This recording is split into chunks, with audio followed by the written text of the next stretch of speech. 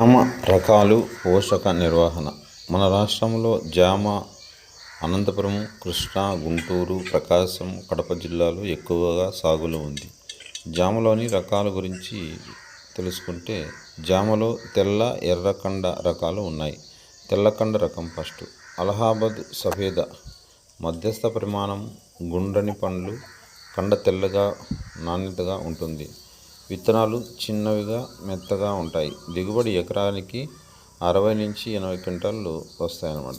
లక్నో 49 సర్దార్ పండ్లు కోలగా పెద్ద పరిమాణంలో గరుకు చర్మంతో ఉంటాయి. విత్తనాలు పెద్దవిగా గట్టిగా ఉంటాయి. దిగుబడి ఎకరానికి 60 నుంచి 80 క్వింటాలు వస్తాయి. సఫేద్ జామ్ అలహాబాద్ సఫేద ఇంటూ కోహిర్ సెలక్షన్ పండ్లు మధ్యస్థగా గుండ్రగా పలచటి తోలుతో మంచి రుచిగా ఉంటాయి. దిగుబడి ఎకరాకి 80 నుంచి 100 క్వింటాలు వస్తాయి. కోహిర్ సఫేద అత్యధిక దిగుబడి, పండ్లు పెద్దగా, గింజలు కొంచెం గట్టిగా ఉంటాయి.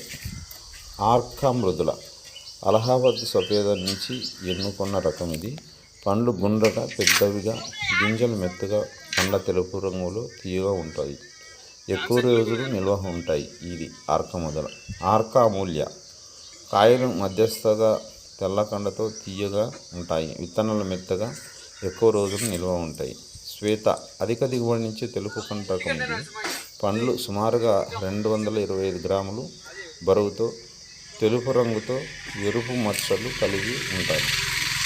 గింజలు మృదువుగా ఉండి నాటిన 6వ సంవత్సరంలో సుమారు 100 కేజీల దిగుబడి వస్తాయి. నెక్స్ట్ ఎర్రకండ రకాలు. ఎర్రని గుజ్జు గల జామ రకాలను పండ్ల గుజ్జు పరిశ్రమలో వాడతారు. రెడ్ షైన్ కాయం ముదురు ఆకుపచ్చ రంగులో బురుకుగా ఉంటుంది. గింజలు గట్టిగా ఉండి కండ ఎరుపు రంగులో ఉంటుంది. దిగుబడి 70 నుంచి